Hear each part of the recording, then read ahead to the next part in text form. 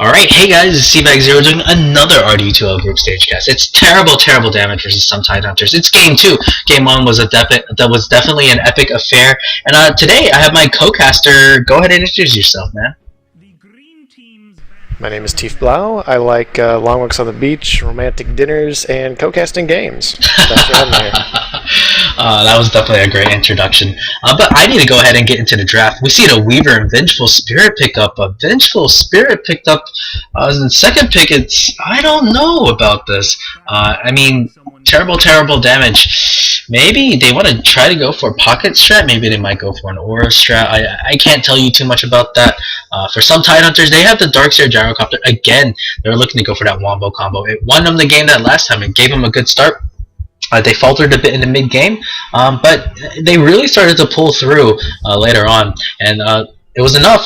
So anyway, sorry for the spoilers for Game 1. Hopefully you watch Game 1 before you watch Game 2, because that's what you're supposed to do anyways as a responsible viewer of Dota. Terrible, terrible damage. Wow, Bat Rider was actually made it to the second round of bans. In this case, maybe they should have picked up terrible, terrible damage. Should have picked up Bat Rider instead of Vengeful Spirit. He does the job much better. He goes to the jungle, farms it much better. But okay, I won't question this. It definitely makes you think that there's a pocket strat for TTD. You can also see that they banned out Outworld of Error first on TTD. Some Tidehunter use that to great effect. And they were able to push into a lot of damage before TTT had any sort of pipe or BKBs in order to mitigate all that damage that OD can bring. Yeah, that definitely was the case that last game. Terrible, terrible, terrible, terrible damage. Banning out the Nyx Assassin as well. It makes us think, are they going to go from maybe something like Squishy, but I can't tell you that quite yet because the draft is still early on. Quinnipan gets the ban out from from some Tidehunter.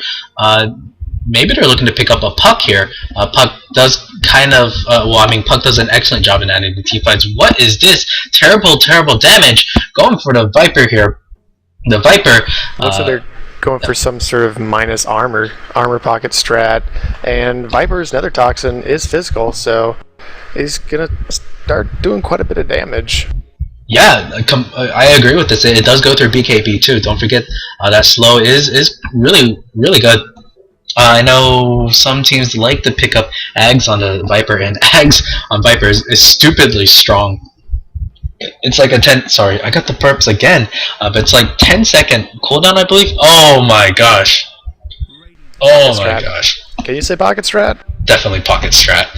They got that aura. Now all they're missing is like a Beastmaster or something, or a Spirit Breaker. Some aura strat, some aura push. Weaver off lane, Viper mid, Drow Ranger top. If they get Beastmastered, he'd either have to be Ancients or doing some sort of jungling. Then would it be Spirit Breaker? Find a second support, or they might defensive tri-lane with the Spirit Breaker. I mean, they could. I mean, Spirit Breaker is the tankiest level 1 hero in the game. He has the highest starting strength. Some Tidehunters, I feel like they're not going to be doing a lot of level 1 fighting, though. Yeah, they probably not, but they definitely do have the damage and disables to kill them. You have to stun into a couple of stacks of Frost Arrow, and the charge might be enough to grab a kill, especially against a Crystal Maiden. Well, Frost Arrow and what Viper can bring, they're not going to move. Well, so both sides really going with the unorthodox picks. So Pudge will be that mid hero. He will go against Viper. I feel for this Pudge. This Viper could easily get like a couple of kills before Pudge even ever hits level 6, before he ever is able to go gank. So both sides, who did they ban out, man? I can't even tell you what they're thinking. I want to say that some Tidehunter should actually go aggressive tri-lane with the Pudge. Aggressive tri-lane with the Pudge? Like Gyrocopter either mid or bot, Darkseer bot or mid. No way Gyrocopter that can work out with. Well, okay, Gyrocopter against a Viper. And if that's the case, that would mean you have to get levels in Homing Missile, right? Otherwise, he doesn't stand a chance. Flat canning is too long of a cooldown to really kind of spam and get last hits easily. Yeah, then they could probably just do Viper, Darkseer mid, and do Gyrocopter bottom. You know, the thing about Viper is he dominates whoever is mid almost no matter what. Even Viper dominates an OD. And there's a Lina ban from TTD, which makes me kind of think that TTD is thinking the same thing, that they may go aggressive with this Crystal Maiden Pudge and some nuker. Gyrocopter is definitely that nuker. With the Rocket Barrage, it is one of the best level 1 damage. Oh, I think that was a clutch ban. They might have. Oh, definitely. Even if they get the troll, what did they do with them? Jungle.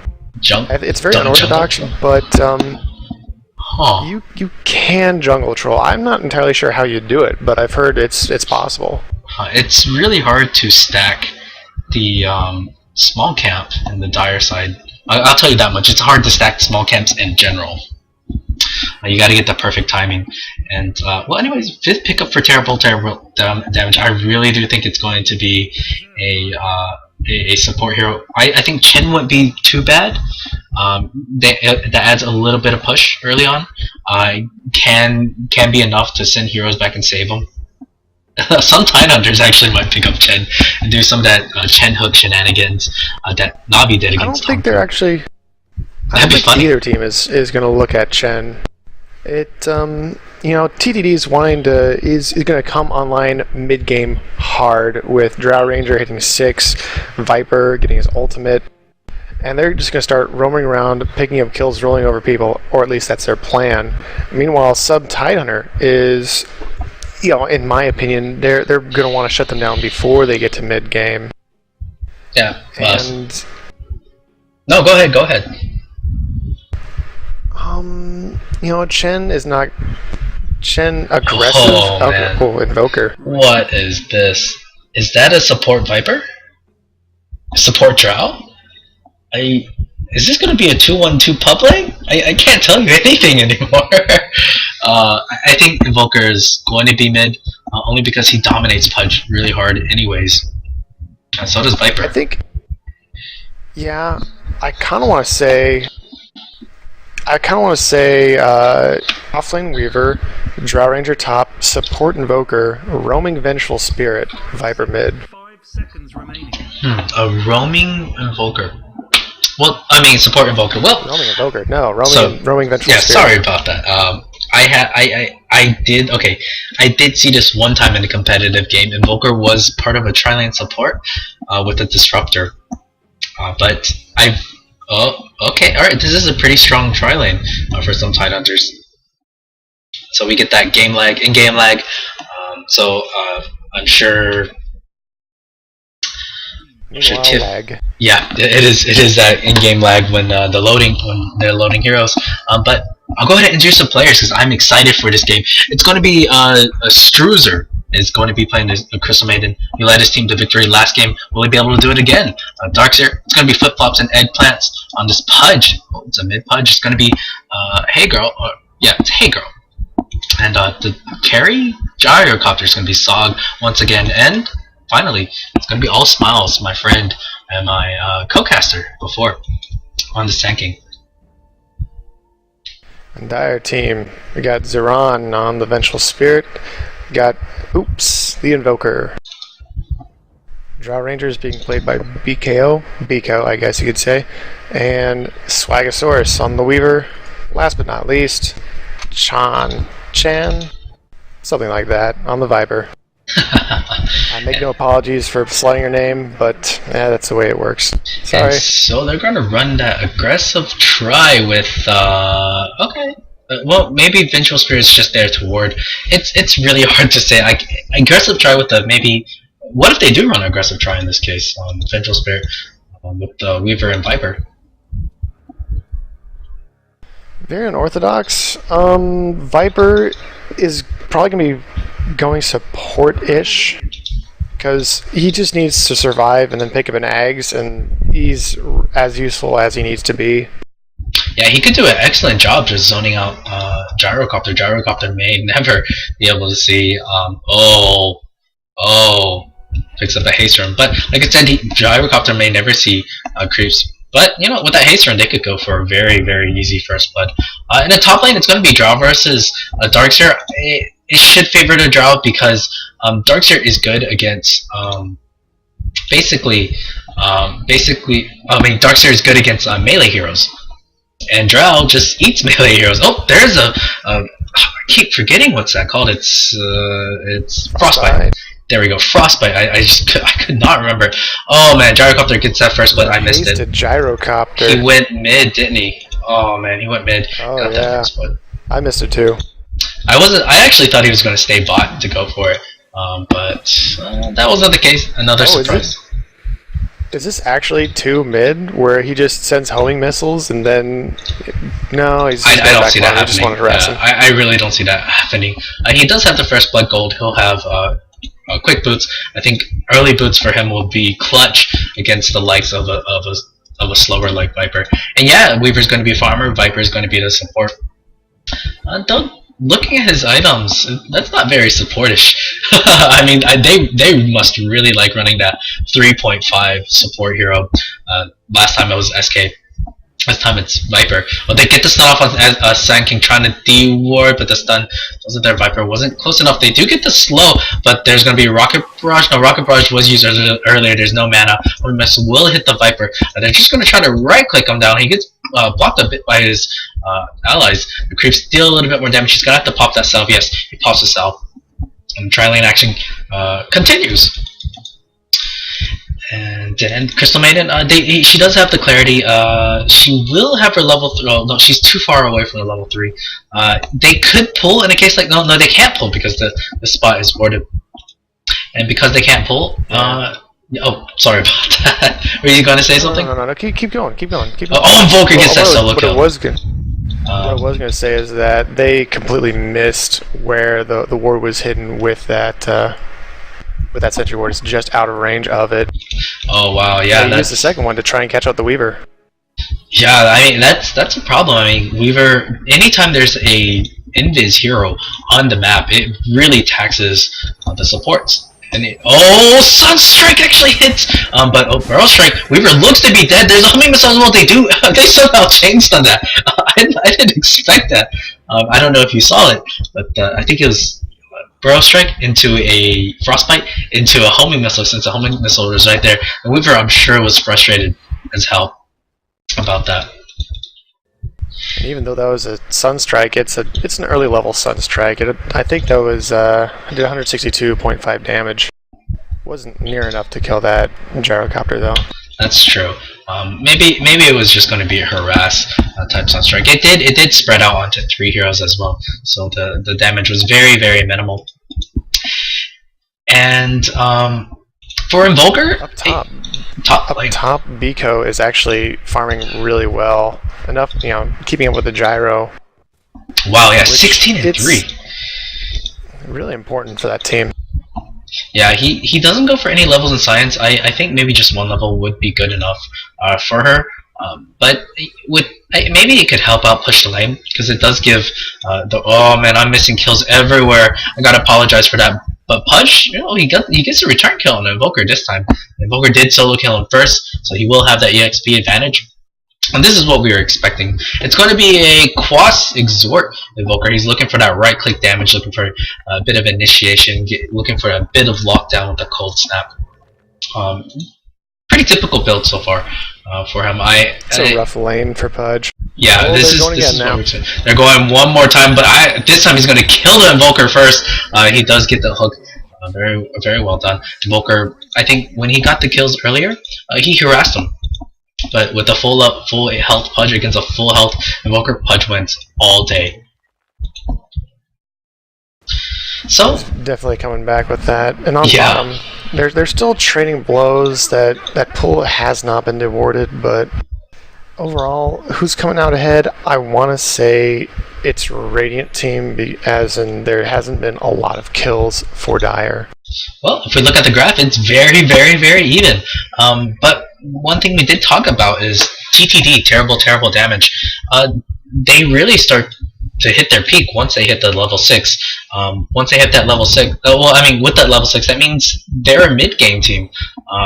Drow is, they're like, well, they have very strong late game as well. This might be a slugfest like last game, or it could, or maybe Drow could snowball, maybe Viper snowballs, maybe Weaver snowballs. Heck, there's a lot of snowball heroes in this game. Pudge is the most well-known one. Actually, I don't know if you know this, but he is the most played pub hero, and well, at least according to Dota Buff, and I'm sure they're right about that. He is one fun hero to play, but his win rate is only hovering like 48%. So we'll see if that. I'm actually surprised to hear that Pudge is the most played, because I don't see him that often. Really? I honestly do not see him that often. Really? I see him like almost every single game. Oh, okay, not every single game. That's definitely an exaggeration. But yeah, he's played very often because he's fun to play. He does take over games, though he does scale off a bit hard. If you actually look at a lot of Dota Buff, the players of the Dota Buff, their most played heroes is Pudge. If you look at pro players, it's usually like Pudge, Morana, just snowball heroes. And Gyrocopter is. Meanwhile, top's going pretty well for Drow Ranger. She's doing really well with getting harassed on this Darkseer, keeping him away from EXP range. And now that she's level 7, it hurts a lot. Yeah, this is what we were expecting. Oh my gosh, look at that. You're 7 minutes in. Look at her damage. She's going to outlast hit the tower. It's 108 plus 17, and you don't outlast hit towers until you're like level, I don't know, 10 with a couple of really nice items on you. Mid is ganked. Mid. Pudge looks to be dead. Was there a stun? Was there? No? He's a bit too tanky. He's got hook. Is he going to turn things? Oh, grabs a creep. Good juke from Zuran. So nice call there. I would have missed that. A bit of action. and I don't want to miss a single bit of action in this game. I just don't know where it's going to fly by. Oh, is Sand King? Bottom looks like Sand King. Yeah, will he find a start yanking right now? I don't know. Oh, Crystal Maidens, they really want the. Oh my gosh! Oh, he whiffed that. Oh, it's all smiles, but regardless, you're going to get the kill on the Viper. I think one more right click. Yes, they do. Gyrocopter picks it up. That's a very long 350 range, if I have to say so myself. 365 is his attack range. Oh man, it's Radiant has the advantage right now, but it's way too early to call anything. Yeah, it is just doing well, but Dire top is doing just as well. Yeah, the Dire. Oh man, we expected this. You put a melee Darkseer against a Drow Ranger, and this will happen. She's gonna go for a quick Shadow Blade, and they're really going to stack up on the Invis. I wonder. Oh, Pudge, Invis Rune. I think Invoker saw him, but yeah, Invoker's really playing it safe. But Pudge could. I would like to see him rotate top, get the kill on the Drow. It's an easy kill if he goes on it. Darkseer deciding to meta. Nope, not gonna meta. Oh, Vacuum level 2, not that good. He will get slugged. She doesn't again. Oh, she does finally get pick one silence. The thing is, Darkseer's time to shine and try and kill that Drow Ranger was before she hit like level 4. Pudge me off in position. He couldn't make it happen. Yeah, you're right. But oh my gosh, he misses that. But he gets a point blank. This member still, they will get the kill on a Viper. They might get more because that was a double burrow strike. Oh my gosh, the Weaver goes down as well. Crystal Maiden dies somehow. I guess Weaver was banging on her, and I creep killed her in the end. Oh, hook! Somehow it misses. It didn't look like that was going to miss. Still, a nice juke from Zuran. Invoker might throw one more hook before he leaves. Yeah, he might. There's a TP back from the Weaver. Does he want to go again? He does have shreds. He could go straight Perseverance again. Maybe BKB might be nice because he is getting locked down pretty hard. There is a bit of single target spells. It's hard to say. I think BKB and Lincoln's would be good. He will have a bit more time to time lapse if he takes a lot of damage. Pudge rotating back mid. Well, he's waiting for the rune. He's not gonna get it. Unlucky guy. Still. Weaver's going to have to go for BKB in this game, because if that Drow gets a silent... Well, what am I talking about? Weaver's on Drow's team. Okay, cancel that. I've done that before. Trust me. I think I ranted about how one time Queen of Pain was roaming through her own forest, and I was like, oh, she's going to find a nature's prophet. She's going to blow him up. And she just runs right past. I was like, oh, wait, they're on the same team. It was probably one of the most embarrassing moments of my casting career. The very short casting career, of course.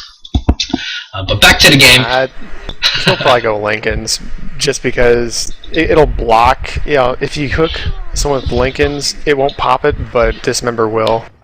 So he'll be safe from that, at least. Well, Hasted Pudge goes in and kills the Drow Ranger. Finally, I'm surprised it took him so long to go rotate. But they do get the kill. That will slow Drow a little bit longer. She might have actually finished the Shadow Blade at that point. And it might have saved her life if she was able to get the courier, maybe. Still, she's going to be farming just fine. I think she would have had only like 1,500 gold at that point, not enough to get her amulet. Yeah, it's possible. Still, since she farmed the creeps a lot, it would have been unreliable gold.